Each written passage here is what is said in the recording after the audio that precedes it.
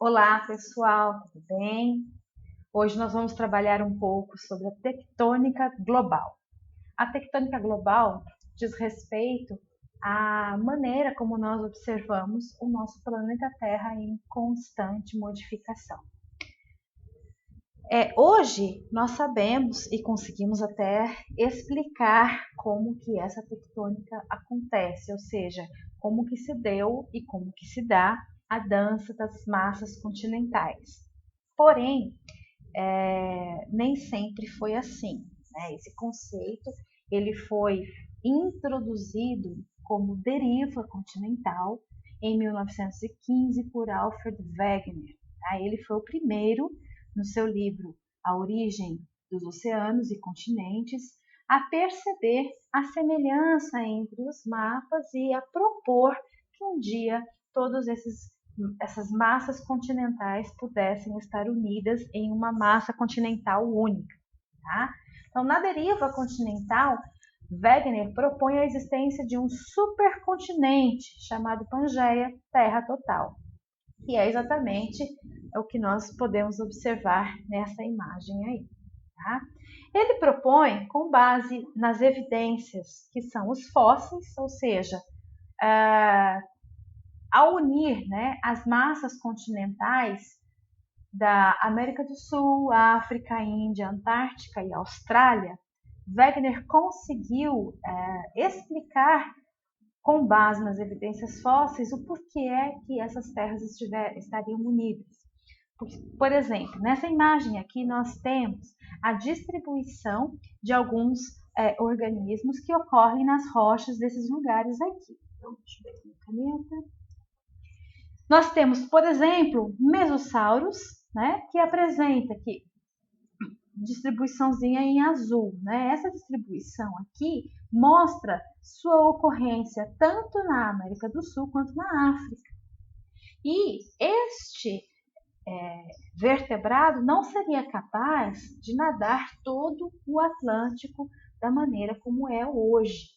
Então, é por isso que ele propõe, se tem aqui a mesma espécie do outro lado, provavelmente um dia essas terras estiveram mais próximas. Tá?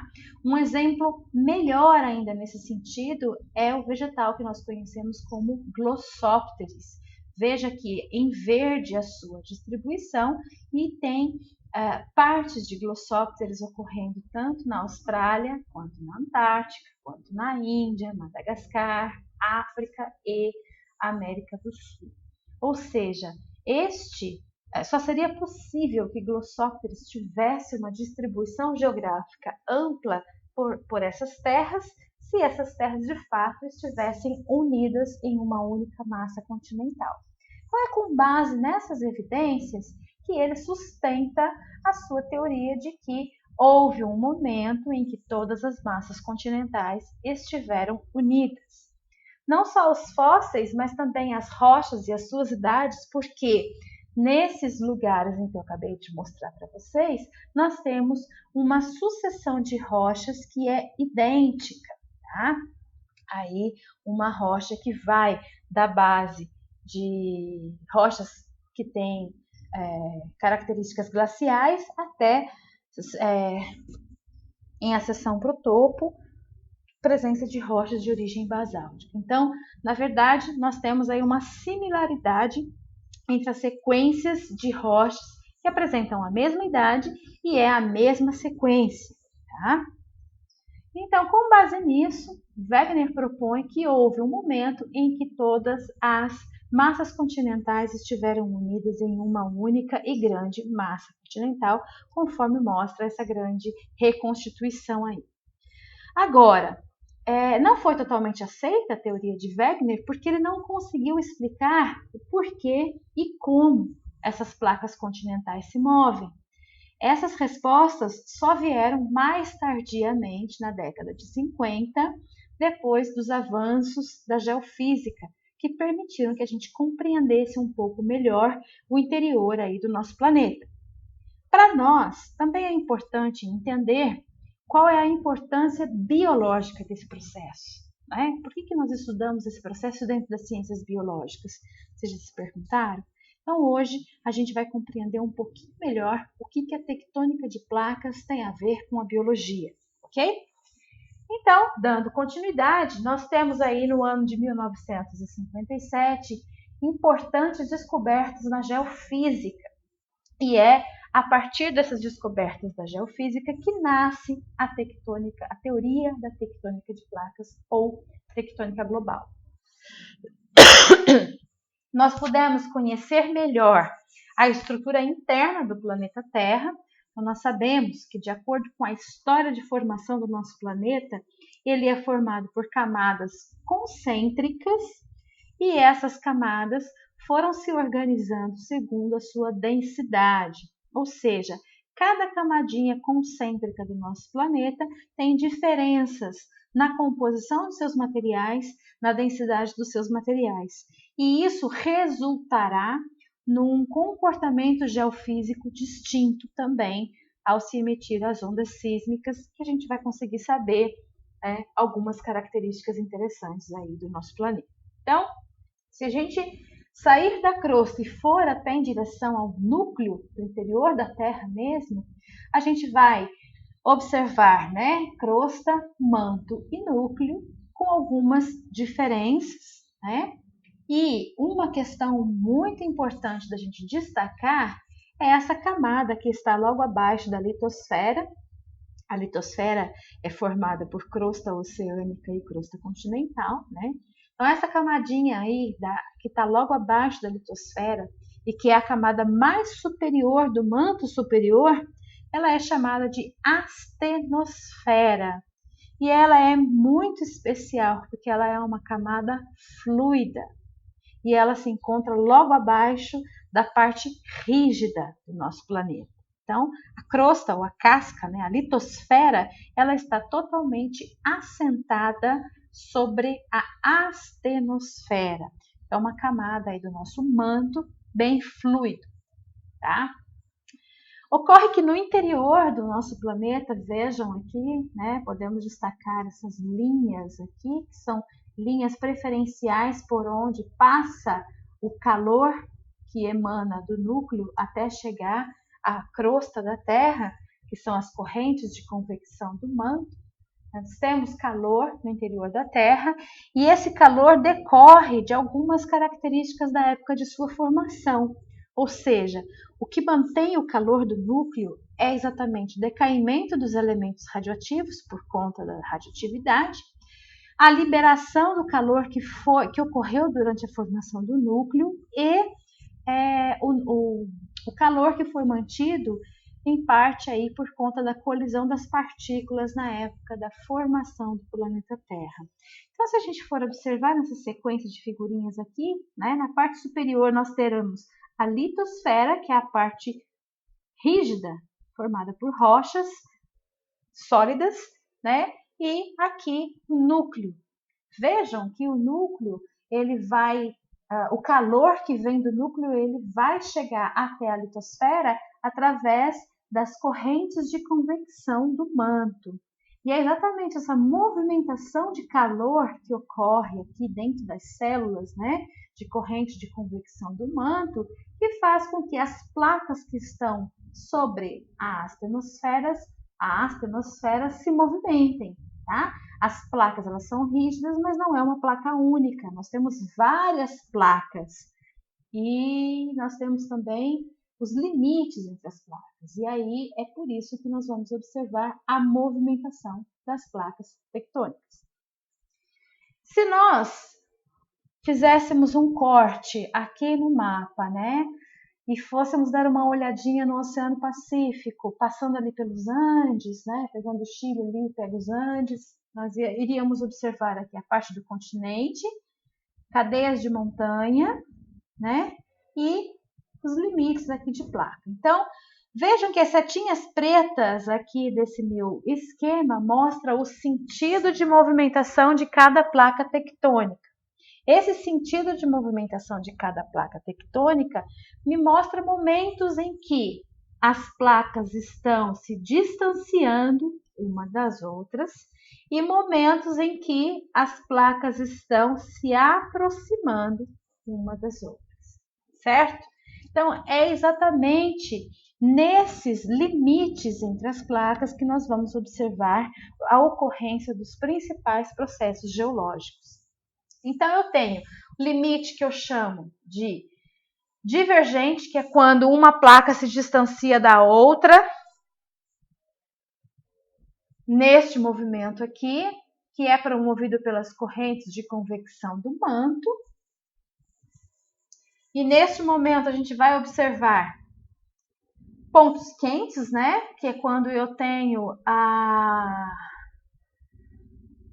passagem da crosta oceânica, né, da placa da crosta oceânica exatamente sobre uma câmara magmática, que é uma corrente por onde vai subir a corrente de convecção do manto, e aí vai acabar resultando na formação de ilhas vulcânicas, de ilhas oceânicas, tá?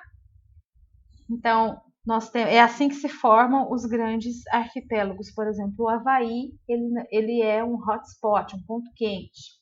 Então, conforme a placa vai se movimentando e passando sobre um ponto estacionário, uma ilha nova nasce a cada momento, ok?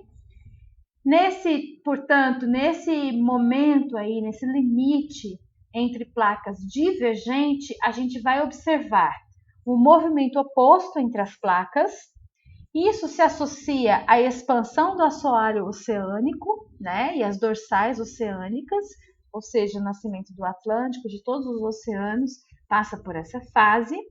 E também é encontrado onde os continentes começam a se fragmentar, tá? Lá na região do Mar Vermelho, por exemplo. Quando nós começamos a observar uma grande ruptura que pode vir a dar origem a um novo oceano e aí uma formação de uma nova placa. Aonde estariam as nossas placas divergentes? Nesses locais ressaltados aí, né, destacados nesta imagem, tá bom? Além de divergente, eu também tenho o limite convergente, que é quando uma placa se move em direção e sentido da outra. Elas vão se chocar, elas vão colidir, ok? O que acontece nesse lugar, nesse momento? Quando eu tenho o encontro, né, de placas que são convergentes, eu vou ter um grande atrito entre essas duas placas, né? E esse grande atrito vai alimentar uma cadeia de montanhas que vai surgir no lado da crosta continental, tá? Como as duas partes apresentam densidades distintas, a crosta oceânica que está colidindo com a crosta continental, ela vai submergir, né, na zona de subducção, até que volta para o interior do manto e é reciclada. Tá? Então, este movimento de uma placa mergulhando sob a outra, até ser reciclada naquilo que a gente chama de zona de subducção, faz com que haja um grande atrito que alimenta a nossa cadeia de montanhas. Então, ocorre soerguimento de montanhas e vulcanismo intenso associado a esse encontro. Então, para a gente resumir, no limite convergente eu vou ter o movimento mútuo entre as placas, zonas de subducção, né? E aqui estaria exatamente aonde está ocorrendo as nossas placas, o nosso encontro, tá? Eu tenho uma exceção que é exatamente aqui na colisão da Índia, né? A Índia chegando aqui na placa euroasiática, temos aqui uma grande cadeia de montanhas sendo soerguida, ainda que são os Himalaias, né? Nessa região aqui, mas aqui, como eu tenho choque de material que é crosta continental com crosta continental também, eu não vou ter aquele mergulho que eu falei para vocês, eu não vou ter a zona de subducção, apenas elas se empurram e aí a gente vai acabar observando, por conta do grande atrito também, o soerguimento das cadeias de montanhas que é o Himalaia. Por fim, nós temos um limite, que é o limite transformante, que é quando ocorre o deslizamento lateral entre as placas. Nesse nosso esquema, né, nós temos várias falhas geológicas que estão aqui lá no fundo do oceano, ao longo da nossa cadeia, né, da nossa dorsal oceânica. É exatamente nessas falhas que a gente observa o deslizamento lateral dessas placas. Tá? Essa movimentação nas falhas transformantes vai gerar uma energia muito grande, tá? Mas aqui eu não formo rocha e eu não reciclo rocha, é apenas a energia que é muito grande, que é propagada, e aí a gente vai ver os mais terríveis terremotos associados a esse tipo de falha ou de limite. Então, no limite transformante, as placas deslizam lateralmente, são esses que conectam os segmentos das dorsais mesoceânicas, não há destruição ou produção de rocha, o que ocorre são os terremotos. Eu tenho muita energia sendo liberada a partir desse limite, que é a movimentação lateral de fragmentos de rocha, ok?